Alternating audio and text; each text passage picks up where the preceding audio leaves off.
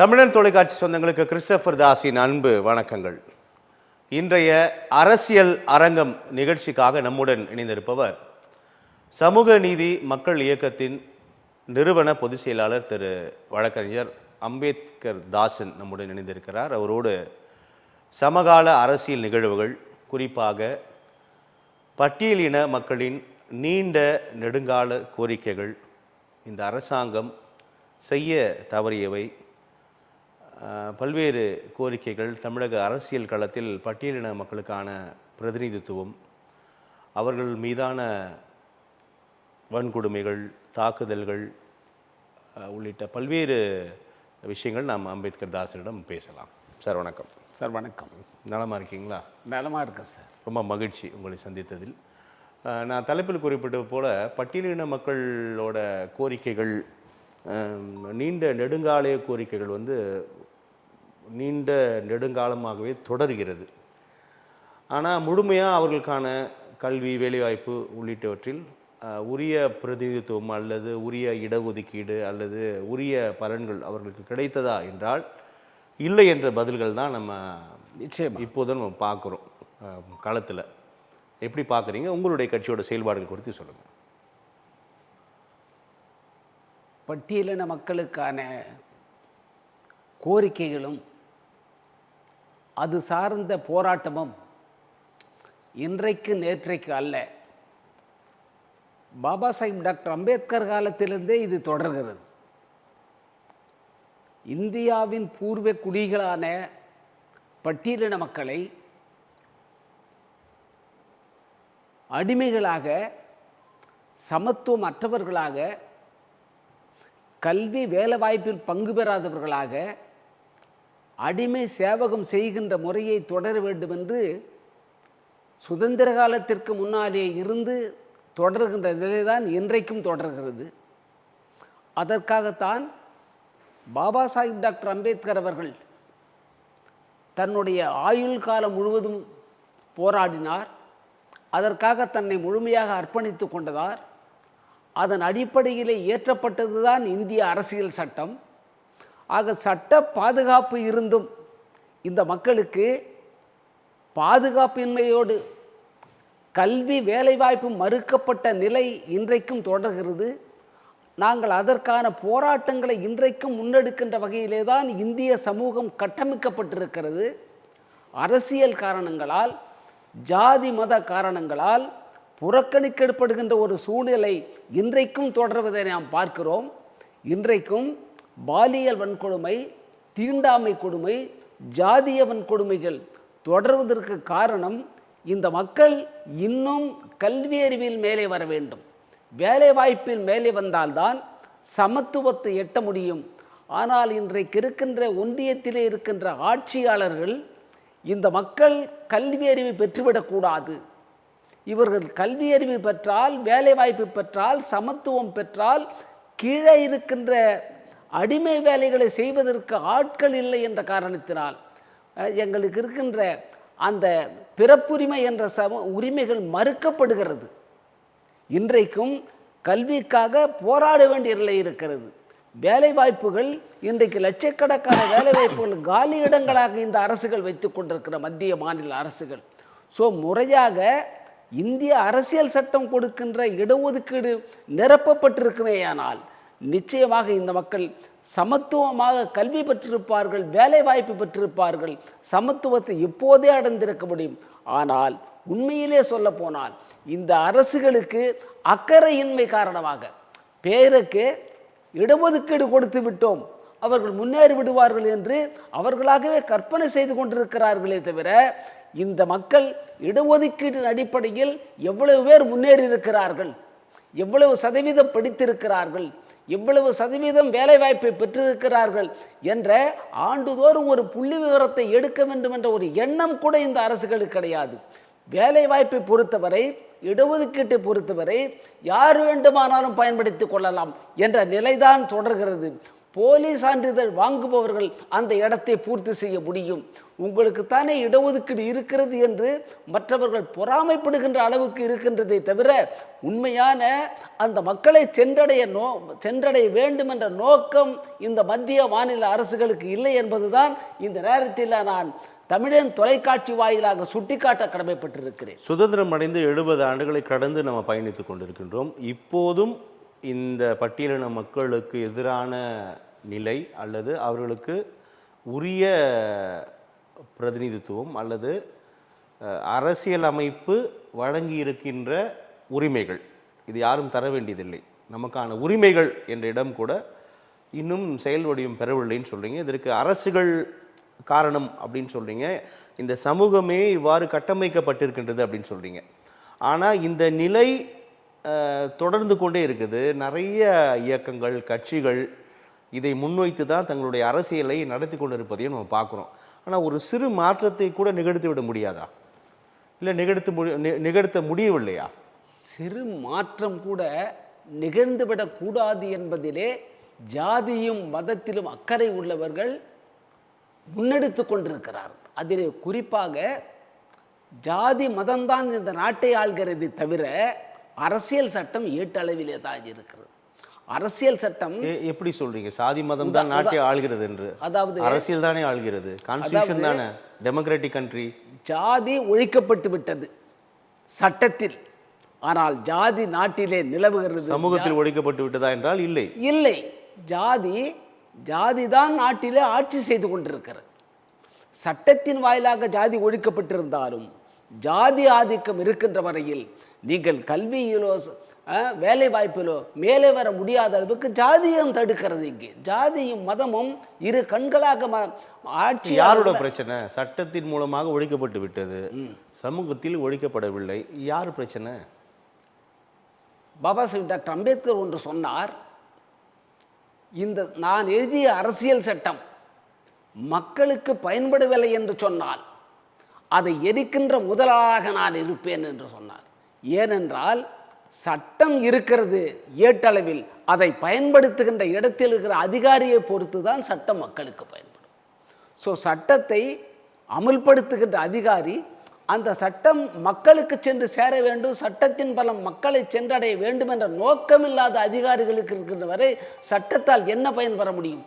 இப்போது நீங்கள் குறிப்பிடக்கூடிய பட்டியலின மக்களுக்கு எதிரான விஷயங்கள் அல்லது அவர்களுடைய உரிமைகள் நசுக்கப்படுவதாக இருக்கட்டும் அல்லது மறுக்கப்படுவதாக இருக்கட்டும், இது நம் மாநிலத்தில் மட்டுமல்ல இந்தியா முழுமையிலுமே தொடர்கிறதை நம்ம பார்க்குறோம். அந்த நிலை தானே இந்தியா முழுமைக்குமே இருக்கிறது. உண்மை. ஆமாம். இந்தியா முழுமைக்கும் இருப்பதற்கு காரணம் பாபா சாஹிப் டாக்டர் அம்பேத்கர் அவர்கள் தொடர்ந்து இந்த தீண்டாமை கொடுமை அனுபவித்திருந்து கல்வி கற்கக்கூட முடியாமல் அவரை பள்ளியின் ஒரு ஓரத்திலே மூலையிலே உட்கார வைத்திருந்த நிலையில் பட்டியலின மக்களுக்காக அனைத்து சுதந்திர உரிமைகளும் பறிக்கப்பட்ட நிலையில் அவர் ஒருவர்தான் போராடி பரோடா மன்னர் உதவியின் மூலமாக வெளிநாட்டிற்கு சென்று அமெரிக்கா, லண்டன் போன்ற நாடுகளிலே பட்டங்கள் பெற்று மிகப்பெரிய படிப்பாளியாக இந்தியாவிற்கு வந்தபோது கூட தீண்டாமை கொடுமையால் அவர் பாதிக்கப்பட்டார். பரோடா சமஸ்தானத்தில் அவருக்கு வேலை கிடைத்த போது, உங்களுக்கு வேலை உண்டு, ஆனால் இங்கே இடம் கிடையாது அமர்வதற்கு, நீங்கள் உட்காருவதற்கு கூட இடம் கிடையாது என்று பரோடா சமஸ்தானத்திலேயே அவருக்கு மறுக்கப்பட்டது. அவர் தன்னை பார்சியாக சொல்லி கொண்டு ஒரு இடம் வாடகைக்கு எடுத்தார். அந்த வாடகைக்கு எடுத்த இடத்துல எஸ்சி என்று சொன்னால் அவருக்கு இடம் கிடைக்காது, ஒரு மராட்டிய மகரினத்தை சேர்ந்தவர் என்பதால் அவருக்கு இடம் கிடைக்காது என்று பார்சி என்று ஒரு பொய்யை சொல்லி தனக்கு வாடகைக்கு ஒரு இடம் எடுத்தார். அதை தெரிந்து கொண்டவர்கள் உடனடியாக கையில் கம்போடும் தடியோடும் வந்து இந்த இடத்தை உடனடியாக காலி செய்தாக வேண்டும், இல்லை என்று சொன்னால் நடப்பதே வேறு என்று சொல்லி பாபா சாஹிப் அம்பேத்கரை அந்த அறையை விட்டு வெளியேற்றினார்கள். எப்போது அவர் லண்டன், அமெரிக்கா போன்ற பல்கலைக்கழகங்களில் படித்து பட்டம் பெற்றதற்கு பின்னாலே கூட ஜாதியம் தொடர்கிறது அவரை. அவர் அழுது கொண்டே ஒரு பூங்காவிலே வந்து தங்கியிருந்தார். ஆக சட்டங்கள் படித்து சட்டத்தை எழுதிய மாமேதை அம்பேத்கருக்கு இந்த நிலைமை என்று சொன்னால், இந்தியாவில் சட்டம் ஆட்சி செய்வதில்லை என்று மீண்டும் சொல்ல வேண்டிய நிலைக்கு நான் இன்றைக்கு ஆளாக்கப்பட்டிருக்கிறேன். ஜாதியமும் மதத்தையும் வளர்ப்பது தான் கட்சிகளின் வேலையாக இருக்கிறது, ஆட்சிகளின் வேலையாக இருக்கின்ற பொழுது இந்த அடித்தட்டு மக்கள் பிராமண, சத்திரிய, வைசிய, சூத்திர, கடைசியாக இருக்கிற பஞ்சவர்கள் இவைகளை எல்லாம் தாண்டி வருவது அவ்வளவு இலேசான காரியம் அல்ல. இது அம்பேத்கர் காலத்திலிருந்தே தொடர்கிறது என்பதை ஏற்கனவே சுட்டி காட்டியிருக்கிறேன். எனவே நாங்கள் முன்னேற வேண்டும் என்று சொன்னால் அதிகாரம் எங்களுக்கு கையிலே வர வேண்டும். அதிகாரம் என்பது இன்றைக்கு இருக்கிற இடஒதுக்கீட்டும்படி சட்டமன்ற பாராளுமன்ற உறுப்பினர்கள் அந்த அதிகாரம் அல்ல.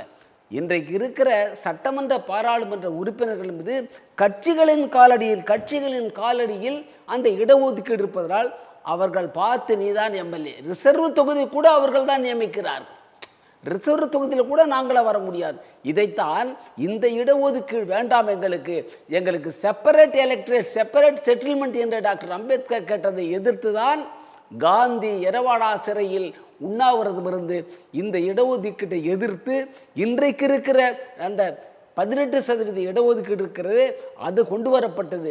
அதனால் எந்த பயனும் இல்லை. கட்சிக்காரர் யாரை நியமிக்கிறாரோ அவர் தான் எம்எல்ஏ ரிசர்வ் தொகுதியில்.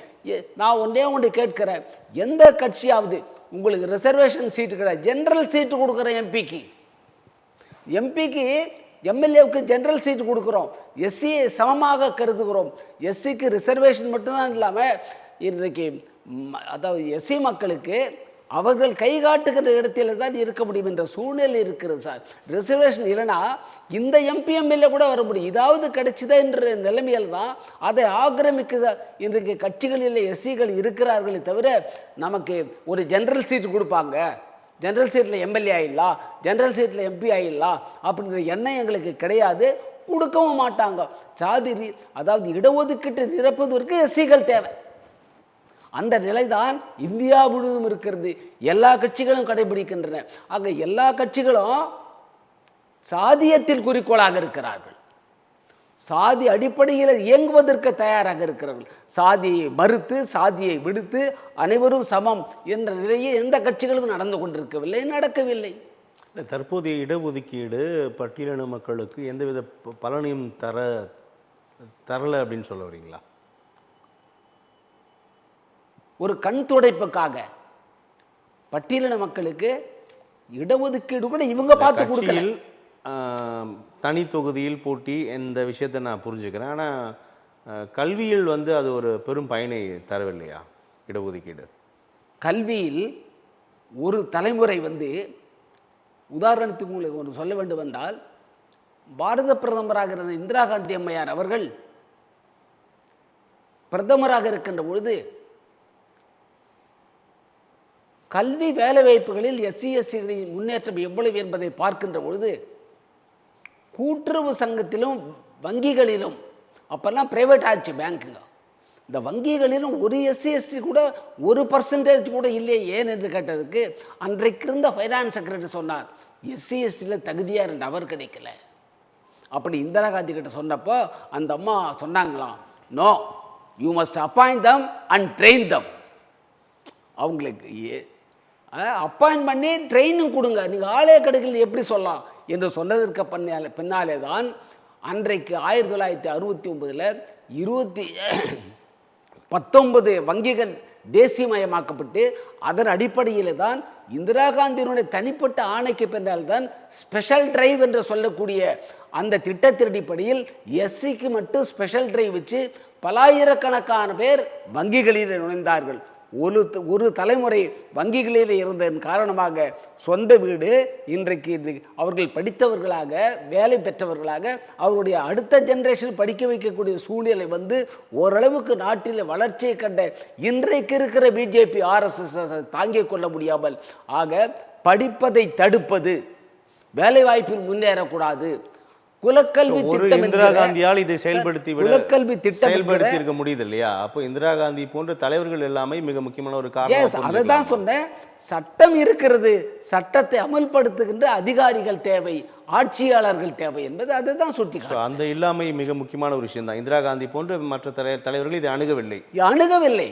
இப்போது இருக்கிற, அதாவது ஒரு கட்சின்னா அந்த கட்சி தன்னுடைய கட்சி வரணும், தன்னுடைய கட்சி ஜெயிக்கணும், தன்னுடைய ஆட்சிக்கு வரணும், அது பொதுவான நோக்கம்.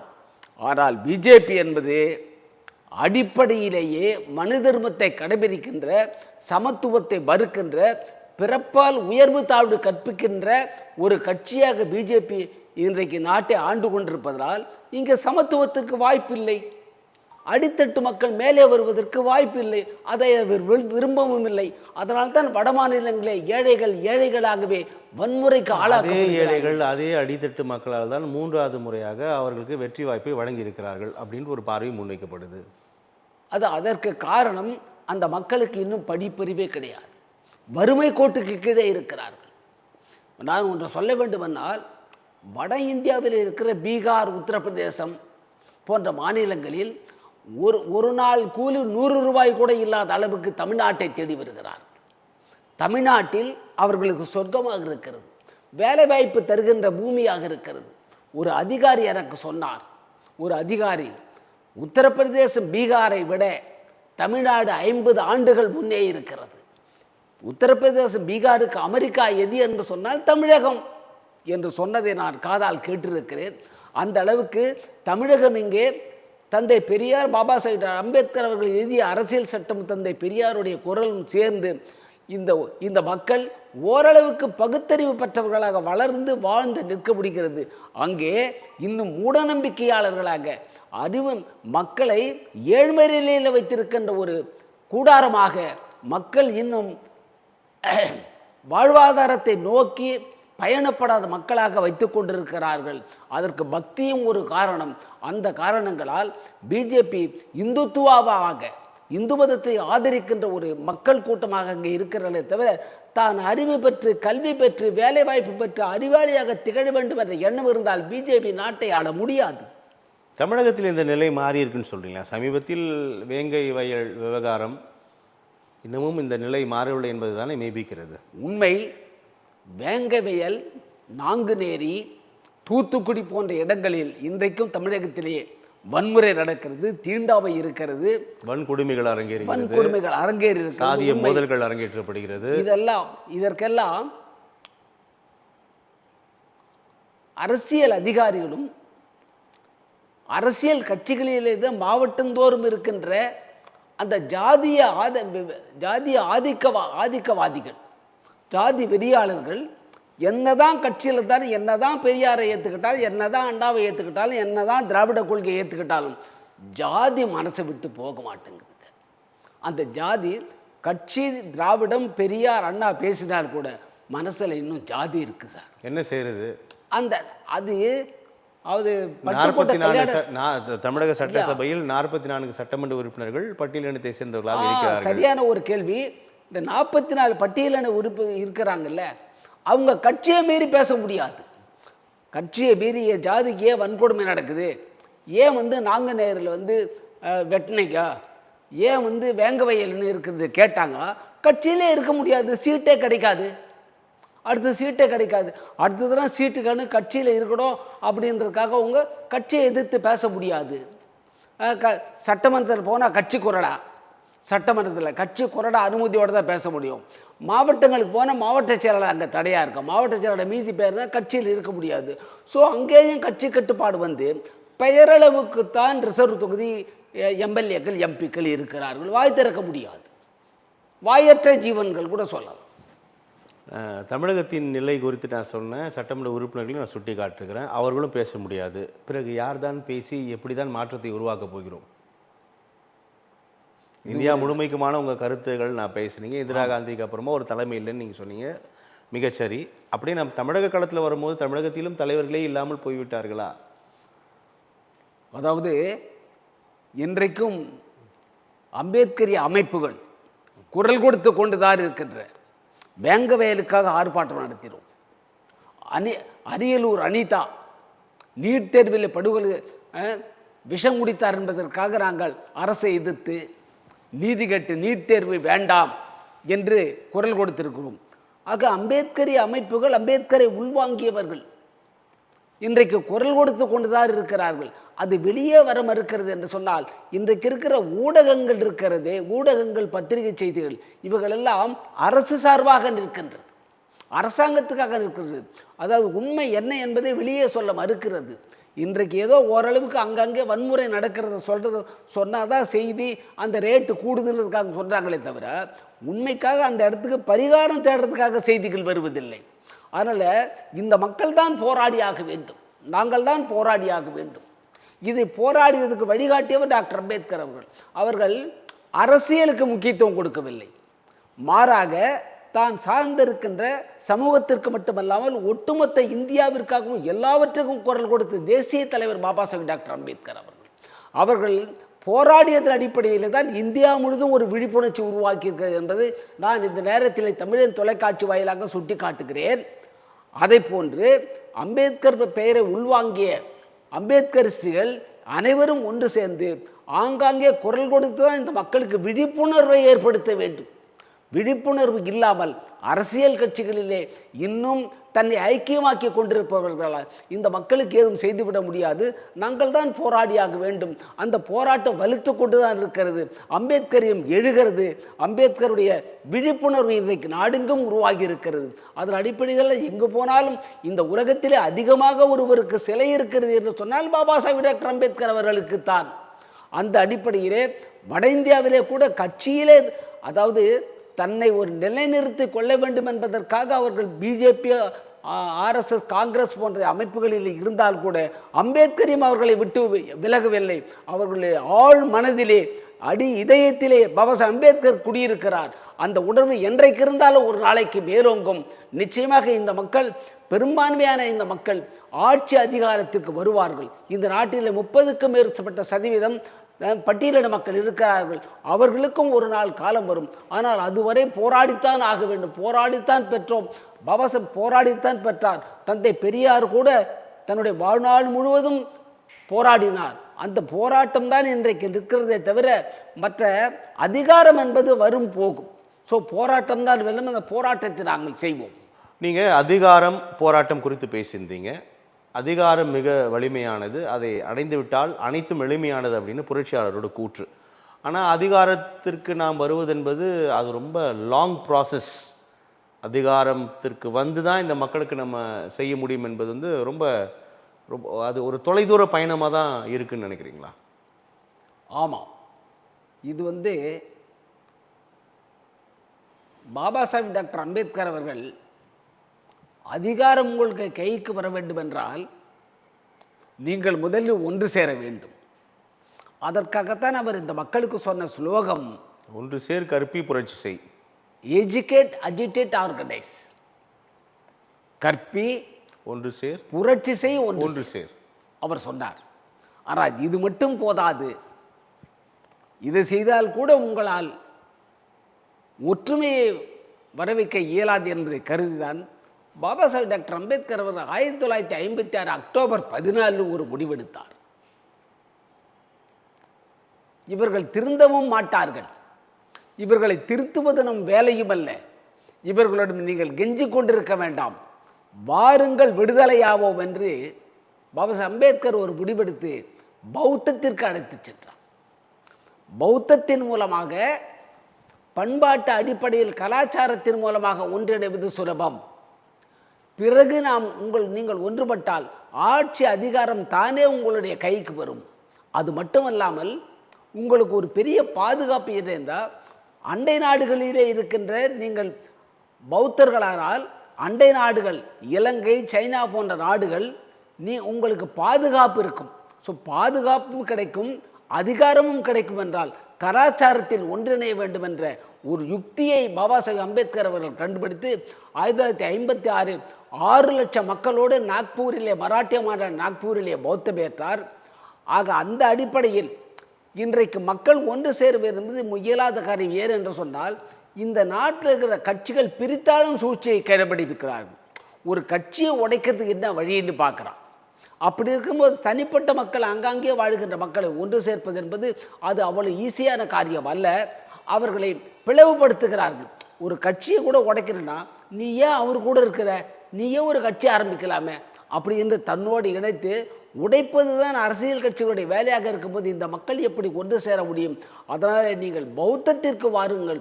பௌத்தத்தில் கலாச்சார அடிப்படை, ஏன்னா இந்த அடிப்படை ஒரு நாட்டினுடைய அதிகாரத்திற்கு அடிப்படை எதுன்னா மதம்தான். மதம்தான் இந்த அந்த நாட்டினுடைய அதிகாரத்திற்கு அடிகோலாக இருக்கிறது, மதம்தான். இப்போ இலங்கை எடுத்துக்கிட்டிங்கன்னா அங்கே வந்து பௌத்த நாடு அது மாதிரி பார்க்குறதா இந்தியாவை பார்க்குறாங்க. இந்து என்றால் இந்தியா, அது வந்து பிஜேபி ஆர்எஸ்எஸ் நோக்கத்தில் கொண்டு போகிறாங்களே, அது மாதிரி நீங்கள் பௌத்தர்களாக மாறுங்கள். பண்பாட்டு கலாச்சாரம் இந்தியா மதசார்பற்ற நாடு தானே. கான்ஸ்டிடியூஷன் அரசியல் சட்டப்படி செக்குலரிசம், சோசியலிசம், மதச்சார்பற்ற நாடு. ஆனால் இந்த ஒன்றிய அரசு பிஜேபி இருக்கிறது, அதை மாற்ற முயற்சிக்கிறது. இந்த பிரியாம்பல் இருக்கிறது அரசியல் சட்டத்தில், அது இருக்கிறதுனால தான் நம்மளால் இந்துத்துவாவை கொண்டு வர முடியல. இதை மாற்றுவோம் என்று அவர்கள் முயற்சித்து கொண்டிருக்கிறார்கள். அவர்களால் முடியாது. ஏனால் உச்ச நீதிமன்றத்தினுடைய எந்த நீதிபதிகள் வந்தாலும் இந்தியாவுடைய பிரியாம்பலில் கை வைக்க முடியாது. அது பாராளுமன்றமே நினைத்தால் கூட அதை உச்ச நீதிமன்றம் தகர்த்தெறிந்து விடும். பிரியாம்பல் இன்றைக்கு நிலையானது. பிரியாம்பல் தான் இன்றைக்கு அரசியல் சட்டத்துக்கு அடிப்படையானது. இந்திரா காந்தி அம்மையார் கூட நீதிமன்றத்தில் ஒரு வழக்குக்கு வந்தபோது நான் நீதிமன்றத்தை வணங்குகிறேன், பிரைம் மினிஸ்டராக இருந்தவங்களே நீதிமன்றத்தை வணங்குகிறேன், அரசியல் சட்டத்தை நான் ஏற்றுக்கொள்கிறேன் என்று இந்திரா காந்தி சொன்னதற்கு காரணம், இந்தியாவில் எத்தனை மதங்கள், எத்தனை மொழிகள், எத்தனை கலாச்சாரங்கள், எத்தனை பாகுபாடுகள் இருந்தாலும், வெவ்வேறு இனம் இருந்தாலும், வெவ்வேறு மொழி இருந்தாலும், அவைகளெல்லாம் கட்டி போட்டு ஒற்றுமையாக வைத்திருப்பது இந்திய அரசியல் சட்டம். அந்த இந்திய அரசியல் சட்டத்தை மாற்றுவதற்கு இவர்கள் முயற்சி செய்கிறார்கள். அது முடியாது. அப்படி இருக்கின்ற காலகட்டத்தில் இந்த பட்டியலின மக்கள் ஆங்காங்கே வாழ்ந்து கொண்டிருப்பவர்கள் ஒன்று சேருவதற்கு முதலிலே பௌத்தம் அவசியம். அந்த கலாச்சாரத்தின் அடிப்படையில் ஒற்றுமை அவசியம். அதற்கு பின்னாலே தான் அவர்கள் அதிகாரம் கைக்கு வர முடியும். அந்த அதிகாரம் இன்றைக்கு அவர்கள் கேட்கின்ற அதிகாரம் கெஞ்சுகின்ற அதிகாரமாக இருக்கிறது. அவர்கள் மிஞ்சுகின்ற அதிகாரமாக மாறுவதற்கு பௌத்தத்தின் அடிப்படையில், கலாச்சாரத்தின் அடிப்படையில் ஒற்றுமை தேவை. இப்போ வந்து துபாய் கண்ட்ரிஸ் எடுத்துக்கிட்ட எல்லாம் இஸ்லாமிக் கண்ட்ரிஸ். அது மாதிரி அமெரிக்கா, லண்டன் போன்றவை கிறிஸ்தவ கண்ட்ரிஸுங்க. அது மாதிரி இந்த கண்ட்ரி நீங்கள் பௌத்தத்தின் அடிப்படையில் வாருங்கள். பௌத்தின் அடிப்படையில் ஒரு மெஜாரிட்டியாக அட்லீஸ்ட் குறைந்தபட்சம். இப்போ நாங்கள் அதிகாரம் கேட்குறோம், ஆனால் எங்கே இருக்கிறோம்? இந்து மதத்தில் இருக்கிறோம். இந்து மதத்தில் ஒரு வன்கொடுமை நடந்தால் கூட அதை எப்படி பார்க்குறாங்கன்னா, அது ஒரு குடும்ப சண்டை, மதத்துக்குள்ளே இருக்கிற குடும்ப சண்டையாக தான் பார்க்குறாங்களே தவிர பட்டியலின மக்கள் பாதிக்கப்படுகிறார்கள் கண்ணோட்டமே கிடையாது. அதே பௌத்தன் பாதிக்கப்பட்டால் உலக நாடுகள்லாம் கேள்வி கேட்பாங்க, ஐநா சபை கேள்வி கேட்கும், ஏன் அங்கே ஒரு பௌத்தர்கள் கொல்லப்பட்டிருக்கிறார்கள். இன்றைக்கு இந்து மதம்னா அது காலங்காலமாக நடக்கிறது தானே, இன்றைக்கு நேற்றா, அது ஒன்றும் சாதாரண விஷயம் தான். அப்படி வேங்கவையில் நகர்த்தப்படுகிறது, நாங்குநேரி நகர்த்தப்படுகிறது. இன்றைக்கு அந்த மேல்பாதி என்ற திரௌபதி அம்மன் கோயில் கூட அந்த பிரச்சனை வருவதற்கு காரணம் இப்படி ஏன் கடந்து போகிறாங்கன்னா, இது இன்றைக்கு நேற்றா, நம்ம பார்க்காததா அப்படி ஈஸியாக கடந்து போகிறாங்க. அதனால தான் சொன்னார், இவங்க திருந்தவும் மாட்டாங்க, இவங்களை திருத்துறது நம்ம வேலையும் இல்லை, வாங்க போகலான்னு சொல்லி வெளியேறியவர் தன்னை முன்னுதாரணமாக தகுந்தது. இந்தியா உங்களுக்கு ஒன்று சொல்கிறேன், இந்தியாவில் உள்ள எல்லா தலைவர்களும் குறையே சொன்னார்கள். அவர்கள் சுட்டி காட்டினார், தீர்வை கண்டவர் பாபா. பௌத்தத்தை தழுவினார் புரட்சியாளர். அதற்கு பிறகு தீர்வு கிடைத்ததா என்றால் கிடைத்த பாடில்லை தானே. இந்த நொடி வரை அவலங்கள் தொடர்ந்து தானே கொண்டிருக்கிறது நம்ம பார்க்கிறோம். இமயமலை அடிவாரத்தில் போயிருந்தனால இமயமலை ஏறிட்டு தான் நினைக்க முடியாது சார். இமயமலை ஏறுவது என்பது சாதாரண விஷயம் இல்லை. பாபா சாஹிப் தொடங்கி வச்சார், அந்த பயணத்தை நாங்கள் தொடர வேண்டும். அவர் சொன்னார், நான் என்னுடைய விலா எலும்புகளை எல்லாம் உரித்து இந்துக்கள் ஏற்றிவிட்ட தீயிலே என்னுடைய விலா எலும்புகளை எல்லாம் முறித்து ஒரு தேரை உருவாக்கி இருக்கிற சமுதாய தேர். அந்த தேரை உங்களால் முடிந்தால் முன்னுக்கு இழுத்துச் செல்லுங்கள், இல்லை என்றால் அங்கேயே விட்டு விடுங்கள், பின்னாலே இழுத்துச் செல்லாதீர்கள் என்றால். அதுதான் இன்னைக்கு நடக்குது. பின்னாலே இழுத்தும் போகிறதுனா அரசியல் கட்சி எல்லாம் போய் அங்கமாகிறதுனால, கூட்டணி வைக்கிறதுனால தேர் பின்னுக்கு போகுது. அந்த பின்னுக்கு போக விடாமல் தேரை அங்கேயே நிறுத்துங்க. உங்களுக்கு பின்னாடி யாராவது ஒரு வருவான், அவர் முன்னே இழுத்துச் செல்வார் என்று பாபா சாஹேப் டாக்டர் அம்பேத்கர் இன்றைக்கு சொன்னதுதான் இன்றைக்கும் நடந்து கொண்டிருக்கிறது. அவர் பயணத்தை துவக்கி வைத்தார். தன் வாழ்நாளை அர்ப்பணித்து துவக்கிய பயணத்தை நாங்கள் தொடர வேண்டும். இந்த சமுதாயத்தில் அம்பேத்கரிஸ்டுகள் இடஒதுக்கீட்டால் பலனடைந்த எம்பி எம்எல்ஏ வாய் மூடிருக்காங்களே, அவங்க இந்த பயணத்தை தொடரணும். அது தொடராமல் இருப்பதற்கு அவர் மீது குறை சொல்ல முடியுமா? அப்படி தொடர்கிறார்களா என்றால் தொடரவில்லை. நம்ம களத்தில் பார்க்குறோம். திராவிட முன்னேற்ற கழகம் தமிழகத்தில் தங்களை சமூக நீதி மாடல் அரசுன்னு சொல்லுது. அந்த சமூக நீதி மாடல் அரசில் குறிப்பாக வன்கொடுமைகள், பட்டியலின மக்களுக்கு எதிரான வன்கொடுமைகள் அதே அளவில் தொடர்வதை பார்க்குறோம். நிறைய உதாரணங்கள் நம்ம வேங்கை உள்ளிட்ட நிறைய உதாரணங்கள் நம்ம பார்த்தோம். எப்படி பார்க்குறீங்க? அதாவது திராவிட முன்னேற்ற கழக அரசு பகுத்தறிவு அடிப்படையில், அது பேரறிஞர் அண்ணா தந்தை பெரியாரால் அன்றைக்கு 1930-40களிலே தொடங்கப்பட்ட அந்த பகுத்தறிவு மக்களை சென்று அடைந்திருக்கிறது. அதன் அடிப்படையில் உருவானதுதான் திக, திமுக, அதிமுக. ஆனால் கூட அது அடைந்த வெற்றி ஓரளவுக்கு நிறைவேறி இருக்கிறது. மக்கள் முன்னேறி இருக்கிறார்கள். இன்னும் சொல்லப்போனால் திமுக இன்றைக்கு உயர்கல்வியிலே பயில்கின்ற மாணவர்களுக்கு மாதம் 1000 ரூபாய் நான் முதல்வர் திட்டம், மகளிர் உரிமை தொகை திட்டம், இலவச பஸ் பயண திட்டம், ஸ்டாலின் உங்களுடன் என்ற திட்டம், அது பொதுவான திட்டம். இந்த திட்டங்கள்லாம் சமூக நீதி மாடல் என்று தன்னை சொல்லிக் கொள்கின்ற அரசு பட்டியலின மக்களுக்கான திட்டங்களை சரிவர செய்து வருகிறதா? 21 தேர்தல் வாக்குறுதிகளாக தந்தவை எவையெல்லாம் செயல்படுத்தப்பட்டிருக்குன்னு பார்க்கும்போது இந்த பட்டியலின மக்களுக்கு தந்த வாக்குறுதிகள் நிறைய செயல்படுத்தப்படலன்ற கருத்துக்கள் முன்வைக்கப்படுது. அதை நான் கேட்கிறேன். உண்மைதான், அதை ஏற்றுக்கொண்டாக வேண்டும். இந்த நேரத்தில் நான் சொல்ல விரும்புவது, டாக்டரிடம் சென்று மருத்துவத்திற்கு சென்றால் அவர் போடுகின்ற ஊசி வலிக்கும். கசப்பான உண்மைகள் தான். திமுக அரசின் குறிப்பாக கடந்த ஆண்டு ஒன்றிய அரசு அனுப்பிய பட்டியலின மக்களுக்காக அனுப்பிய 3581 கோடி ரூபாய் திருப்பி அனுப்பியிருக்கு. சிறப்பு உட்குறு திட்டத்திற்கு அனுப்பிய பணத்தை திருப்பி அனுப்பியிருக்கிறது. இன்னொன்று சொல்லுகிறேன், சத்தியவாணி முத்து அம்மையார் காலத்திலிருந்து, கலைஞர் கருணாநிதி காலத்தில் இருந்து இந்த மக்களுக்காக ஒதுக்கப்படுகின்ற நிதி மடைமாற்றம் செய்யப்பட்டு வெவ்வேறு திட்டங்களுக்கு அனுப்பப்படுகிறது. இன்றைக்கும் தொடர்கிறது என்பது கொஞ்சம் வேதனையாகிறது. ஏன் தொடர்கிறது? ஏன்னா இந்த அரசு தான் தன்னை சமூக நீதி மாடல் அரசுன்னு சொல்லும் போது ஏன் இதை செய்கிறார்கள்? இவர்களும் இதை செய்வதற்கு காரணம் கேட்டால், அது தொடர்ந்து வருகின்ற ஆட்சிகள் எல்லா ஆட்சியிலும் அது நடக்குது. திமுக, அண்ணா திமுக, எம்ஜிஆர் ஆட்சி, எல்லா ஆட்சியிலும் இது நடக்கிறது என்பதனால் அது தொடர்ந்து வருகின்றது. அவர்கள் சொல்லுகின்ற காரணம், அதாவது இன்றைக்கு வன்கொடுமை நடந்து விட்டது என்று கேட்டால் இது இன்றைக்கு நடக்கிறது, காலங்காலமாக நடக்கிறது என்று ஒரு பதிலை சொல்லி சமாளிக்கிறார்கள். அதே போன்றுதான் இந்த நமக்காக ஒதுக்கப்படுகின்ற பணங்களும் அந்த திட்டங்களுக்கு சென்றடையாமல் மடைமாற்றம் செய்யப்படுவதை அவர்கள் தொடர்ந்து செய்வது, அதை இந்த நேரத்திலே ஏற்றுக்கொள்ள முடியாது. இந்த மக்களுக்கான சேவைகள் அல்லது இந்த மக்களுக்கான தேவைகள் பூர்த்தியாகிவிட்டால் தானே நம்ம அந்த திட்டத்துக்கான நிதியை மடைமாற்ற முடியும். ஆமாம், இவர்களுக்கான தேவை இன்னும் பூர்த்தியாகவில்லை, நீண்ட நெடுந்தூர பயணம் அப்படின்னு தானே கோரிக்கைகள் முன்வைக்கிறீங்க. நிச்சயம். அப்போ இந்த திட்டத்திற்கான பணத்தை மடைமாற்றுவது அப்படின்றது அது சமாளிப்பதற்கான காரணமாக நம்ம ஏற்றுக்க முடியுமான்னு கேட்குறேன். அதை ஏற்றுக்கொள்ள முடியவில்லை தான். உங்கள் கேள்விக்கு இந்த கேள்விக்கு பதில் இந்த அரசு செய்வது பட்டியலின மக்களுக்காக ஒதுக்கப்படுகின்ற அந்த தொகைகளை அந்த மக்களுக்கே பயன்படுத்த வேண்டும், பயன்படுத்த முடியாமல் திருப்பி அனுப்புவதும் மடைமாற்றம் செய்வதும் நியாயமல்ல, ஏற்றுக்கொள்ளத்தக்கது அல்ல. ஏன் செய்கிறார்கள்? கேட்பதற்கு சுட்டிக்காட்டுவதற்கு ஆளில்லை என்று செய்கிறார்களா? அப்போது இந்த மக்களை வைத்து அதிகாரத்தில் இருக்கக்கூடியவர்கள் ஏன் கேட்க மறுக்கிறார்கள் என்ற கேள்வி அதனூடாக எழுகிறது அல்லவா? அதாவது இந்த மக்கள் ஆண்டாண்டு காலமாக அவர்கள் ஊமைகளாக, கேட்கும் திறனற்றவர்களாக, இன்னும் எத்தனை ஆண்டாண்டு காலம் என்று சொல்ல போகிறார்கள்?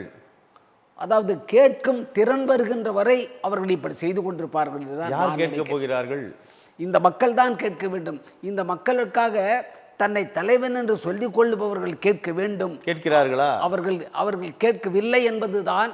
அவர்கள் கேட்டாலும் அவர்கள் கேட்காதது போல் நடந்து கொள்கிறார்கள் என்பதைத்தான் நான் வலியுறுத்த விரும்புகிறேன்.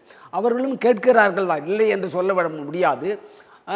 எங்களுக்காக உட்கூறு நிதி திட்டத்தை நீங்கள் பயன்படுத்துங்கள், எங்களுக்காக பட்டியலின மக்களுக்கு இடஒதுக்கீட்டை நிரப்புங்கள் என்று கேட்கிறார்கள் தான். ஆனால் கேட்டும் கேளாத காதலாக இருப்பதற்கு காரணம் என்னவென்றால், இவங்க என்னதான் கேட்டாலும் கடைசியாக நம்ம கிட்ட தானே வரப்போகிறாங்க, எத்தனை சீட்டு வேணும்னு. அப்போ பார்த்துக்கலான்றதுக்கு அவங்களும் பார்க்குறாங்க. இவன் நம்ம கேட்டால் கூட சீட்டுக்கு அங்கே தானே போக போகிறோம், அதனால் கொஞ்சம் அடக்கி வாசிப்போன்ற நிலைமையில் இன்றைக்கு இருக்கிற கட்சிகள் இருக்கிறது. என்னுடைய கோரிக்கை இந்த நேரத்தில் தமிழன் டிவி வாயிலாக இதற்கான காரணம் என்பது சுயநலமா பொதுநலமா? சுயநலம் தானே, இரண்டும். இதில் பொதுநலம் எங்கே இருக்கிறது? பொதுநலம் என்பது இந்த மக்களுக்காக குரல் கொடுப்பது, சுயநலம் என்பது தன்னுடைய கட்சியும் காப்பாற்றியாக வேண்டும் என்பது தான். இரண்டும் கலந்து தான் என்னுடைய கோரிக்கை. இந்த நேரத்திலே இந்த ஒன்றிய அரசு, மாநில அரசுகள், மேலும் இந்த தமிழன் தொலைக்காட்சி நேயர்களுக்காக இதை சொல்லுகிறேன். தமிழக அரசு உடனடியாக கார்ப்பரேஷன் போன்றவற்றில் கான்ட்ராக்டர் ஒப்பந்தக்காரர்களாக வேலை செய்யும் துப்புரவு தொழிலாளர்களை பணி நிரந்தரம் செய்யும். துப்புரவு தொழிலாளராக கூட இவங்க வந்து அது கூட அந்த தகுதியில்லாதவர்களா? வேலை தெருப்பெருக்கிறதுக்கு அதுக்கு என்ன குவாலிஃபிகேஷன் உண்டு, அதுக்கு என்ன, அதை ஏன் நீங்கள் கவர்மெண்ட் எம்ப்ளாயாக மாற்றக்கூடாது? அதை ஏன் இன்னும் கான்ட்ராக்ட் விட்டுருக்கீங்க? இது முதலாவது கோரிக்கை. இரண்டாவது கோரிக்கை, அரசாங்கத்திலே பணிபுரிகின்ற டி பிரிவு போன்ற பதவிகளில் அவங்கள கவர்மெண்ட் எம்ப்ளாய் ஆக்குங்க. அவங்களையே இன்னும் டெம்பரரி பேசிஸில் வச்சுங்க, கவர்மெண்ட் எம்ப்ளாய் ஆக்குங்க. மூன்றாவது, இன்றைக்கு இருக்கிற அந்த 18+1 19% என்பது 1971 மக்கள் தொகை கணக்குப்படி அந்த ரிசர்வேஷன், அந்த இடஒதுக்கீடு இருந்தது. இன்றைக்கு நாங்கள் 25% மேலே இருக்கிறோம். ஆனால் எங்களுடைய ரிசர்வேஷன் இடஒதுக்கீட்டு 25% இந்த மத்திய மாநில அரசு உயர்த்த வேண்டும் என்று கேட்டுக்கொண்டு, மேலும் ஒரு வார்டுபாயாக சேர்ந்தான்னா வார்டுபாயாக தான் ரிட்டையர்ட் ஆகிறோம், ஒரு நர்ஸாக சேர்றவங்க நர்ஸாக தான் ரிட்டையர்ட் ஆகிறாங்க. கவர்மெண்ட்டில் ஒரு கிளர்க்கு, ஒரு குமஸ்தாவாக சேர்றவர் குமஸ்தாவாக தான் ரிட்டையர்ட் ஆகிறாங்க. அவங்களுக்கு எஸ்சி எஸ்டி சமத்துவமாக மேலே வர வேண்டும் என்று சொன்னால் எஸ்சி எஸ்டிக்கு பதவி உயர்வில் இடஒதுக்கீடு வழங்குங்கள். இதைத்தான் இன்றைக்கு உச்சநீதிமன்ற நீதிபதி BR கவாய் அவர்கள் கூட சொல்லியிருக்கிறார். பதவி உயர்வில் இடஒதுக்கீடு இந்த மக்களுக்கு வழங்குங்கள். அப்போ தான் சமத்துவம் நீங்கள் வரணும். சமத்துவம்னு பேசிட்டா போதாது, சமூக நீதினு பேசிட்டா போதாது, சர்க்கரைன்னு பேப்பரில் எழுதி வச்சுட்டா திட்டிக்குமா? அதனால் சமூக நீதி சமத்துவம் வரணும்னா இந்த மக்கள் வேலை வரணும். உங்களுக்கு தான் வேலை கொடுத்தாச்சுன்னா அவன் பெருக்கிற வேலை இருக்கிறான், உங்களுக்கு தான் வேலை நீங்கள் தான் வேலை கிடைச்சாச்சுன்னா அவன் குரூப் டி இருக்கிறான், டெம்பரரி இருக்கிறான், ஃபைல் தூக்குறவன் இருக்கிறான். அங்கே வந்து ஐயா வந்துட்டாங்க, அவருக்கு ரூம் திறந்து வைக்கிறதுக்கும் ஃபேன் போடுறதுக்கு தான் ஆள் தேவை இருக்கிறானே தவிர அவன் மேலே போகிறதுக்கு வழி என்ன இருக்குது? அதனால்தான் பதவி உயர்விலும் இடஒதுக்கீடு தேவை. குரூப் டிஏ பர்மனண்ட் ஆக்குங்க, கான்ட்ராக்டர் தொழிலாளர்கள் வந்து கவர்மெண்ட் எம்ப்ளாய் ஆக்குங்க. இதெல்லாம் பண்ணால் அவன் குடும்பம் வாழும், அவன் ஒரு சொந்த வீடு கட்ட முடியும், அடுத்த ஜென்ரேஷனை படிக்க வைக்க முடியும். இவனே வாழாதவோடு அடுத்த ஜென்ரேஷன் எங்கேருந்து படிக்க வைக்கிறது, எங்கேருந்து குரல் கொடுப்பா, எப்போது சமூக நீதி கிடைக்கும், எப்போ சமத்துவம் கிடைக்கும், எப்போ சுதந்திரம் கிடைக்கும்? ஆக சுதந்திரம் என்பது இந்தியாவில் ஏட்டு சுரைக்காய், சமத்துவம் என்பது எட்டாக்கணி. ஆட்சியை தீர்மானிக்கும் இடத்தில் இருக்கக்கூடிய பட்டியலின மக்கள், ஏனால் எண்ணிக்கையில் பெருந்திரளாக இருக்கக்கூடிய மக்கள் சட்டமன்ற நாடாளுமன்றங்களில் அல்லது அமைச்சரவைகளில் உரிய பிரதிநிதித்துவம் தரப்படுகிறதா? நிச்சயமாக இல்லை, உரிய பிரதிநிதித்துவம் இல்லை. ஆண்டாண்டு காலமாக அவங்களுக்கு கிடைக்கிறது ஹரிஜன் வெல்ஃபேர் டிபார்ட்மெண்ட் தான் சார், ஆதிராவிட நலத்துறை அமைச்சர் தான். இப்போது ஊடகங்கள் வாயிலாக எல்லாம் போட்டாங்க. நாங்கள் மெஜாரிட்டியாக இருக்க மக்கள் ஓட்டு போகிறதுக்கு மட்டும்தான் எங்களுக்கு ஆதிராவிட. காமராஜர் முதலமைச்சராக இருந்தபோது ரெட்டமலை சீனிவாசனின் பேரன் பரமேஸ்வரனை அறநிலையத்துறை அமைச்சராக, தேவேந்திர வேளாளர் கக்கனை உள்துறை அமைச்சராக நியமித்தார். ஆனால் அதற்கு பிறகாக அப்படியான காட்சிகள் அரங்கேறவே இல்லையா? உங்களுக்கு பெருந்தலைவர் காமராஜர் கூட யாரையும் ஒப்பிட முடியாது. ஐயா கக்கன் அவர்களே பல்வேறு பிடபிள்யூடியில் இருந்து அது எல்லா துறைக்கும் வந்து கக்கனுக்கு முக்கியத்துவம் கொடுத்து, ஏன்னா மாலை போட வந்தால் கூட கக்கனுக்கு போடுங்க, எனக்கு போட வேணான்னு சொன்னவர் காமராஜர். அவர் சர்வீஸ் மைண்டட் சார், அவர் பொதுநல சேவகர், மக்களுக்காகவே வாழ்ந்தவர். அவரையே விமர்சிக்கிறார்களே. இவங்க யாரு தான் விமர்சிக்க மாட்டாங்க, எல்லாரையும் விமர்சிப்பாங்க. பேசுவது வேறு, சொல்வது வேறு, செயல் வேறு, இவர்கள் செய்வது வேறு. அதனால் அது காமராஜர் கூட கம்பேர் பண்ண, காமராஜர் ஆட்சி அது ஒரு பொற்கால ஆட்சி சார். ஆமாம். அதனால் நம்ம பேசுவது மட்டும் சமூக நீதியோ சமத்துவமோ பேசுவது அவங்க பிஜேபி பேசுகிற மாதிரி இவங்களும் பேசுகிறாங்க. எல்லாம் அரசியல் தானே தவிர எல்லாம் ஒன்று தான். நேற்று பிரதமரோட வருகை தமிழகத்தில் வந்தார். ஆமாம். இருவேறு நிகழ்ச்சிகளில் கலந்து கொண்டார். எப்படி பார்க்குறீங்க? அதன் மீது நிறைய விமர்சனங்கள்லாம் தொடருது. நீங்கள் எப்படி பார்க்குறீங்க? ஒரு பிரதமராக அவர்கள் வந்து தூத்துக்குடியில் விமானத்தளம் திறந்தது, கங்கை கொண்ட சோழபுரத்திலே கலந்து கொண்டு ராஜராஜ சோழன் ராஜேந்திர சோழன் பெருமைகளை பேசுறது எல்லாம் பெருமையாகத்தான் இருக்கிறது. ஆனால் என்னுடைய நோக்கம், நான் சொல்ல விரும்புவது என்னவென்றால், எதையாவது செய்து தமிழகத்திலே காலூன்றி விட வேண்டும் என்பதுதான் அவர்கள் நோக்கமாக இருக்கிறது. அந்த ராஜராஜ சோழனையும் ராஜேந்திர சோழனையும் போற்றுபவர்கள் பட்டியலின மக்களுக்கு உரிய இடஒதுக்கீடு வழங்க அவர்கள் தயாராக இல்லை. பட்டியலின மக்கள் சமத்துவமாக நடத்த அவர்கள் தயாராக இல்லை. ஒன்றிய அரசு மனது வைத்தால் மட்டும்தான் பட்டியலின மக்கள் மேலே வர முடியும், அவர்களுக்கான இடஒதுக்கீட்டை வழங்க முடியும். இடஒதுக்கீடே கூட விருப்பம் இல்லாதவர்கள் இன்னும் குலக்கல்வி திட்டம் ஒன்று நான் கேட்குறேன். காங்கிரஸ் ஆட்சியில் இல்லாத வகையில் நாங்கள் தான் புரட்சியாளர் அம்பேத்கர் வசித்த லண்டன் இல்லத்தை புதுப்பித்தோம், வாங்கினோம், எங்களை போன்று யாரும் புரட்சியாளருக்கு நினைவு கூறவில்லை, பெருமை சேர்க்கவில்லைன்னு சொல்றாங்களே. அவங்க சொல்றது என்ன தெரியுங்களா? உங்களை அழிக்க வேண்டும் என்றால் எதிர்க்க வேண்டும், உங்களை எதிர்க்க முடியவில்லை அரவணைத்தே அழிப்பது. இதைத்தான் அம்பேத்கர் ஒரு செய்து கொண்டிருக்கிறார்கள். பாபா சாஹேப் டாக்டர் அம்பேத்கரை எதிர்க்க முடியாது. இந்தியா அவர் உலகம் அமைதி, இந்தியா மட்டும் கிடையாது, உலக அறிஞர்கள் ஒரு கார்ல் மார்க்ஸோட ஒப்பிடக்கூடிய அளவுக்கு உலக அறிஞர். அவரை இவங்க ஒன்றும் பட முடியாது. அதனால் அம்பேத்கருக்கு நானும் மாலை போடுறேன், அம்பேத்கருக்கு நாங்களும் படம் திறக்கிறோம், அப்படி மரியாதை செய்கிறோன்னு அரவணைத்து அழிப்பது, அதைத்தான் திருவள்ளுவருக்கு செய்கிறார்கள். அதாவது அரவணைத்து எதிர்க்க முடியவில்லை, அரவணைத்து அழிப்பது தான் செய்து கொண்டிருக்கிறார்கள் இந்த பிஜேபி அரசு. ஸோ அது அப்படி தான் பார்க்கணும்னு சொல்கிறீங்க? கண்டிப்பாக சார். 26 தமிழகத்தோட சட்டமன்ற தேர்தல் களம் முன் எப்போதும் இல்லாத அளவிற்கு இருக்கிறது. அந்த பக்கத்தில் அதிமுக பாஜக கூட்டணி தொடர்பான நிறைய விமர்சனம், இந்த பக்கத்தில் கூட்டணி கட்சிகள், திமுகவின் கூட்டணி கட்சிகள் அதிக இடங்கள், ஆட்சியில் பங்கு என்ற முழக்கங்களாக முன்வைக்கிறத நம்ம பார்க்குறோம். எப்படி பார்க்குறீங்க?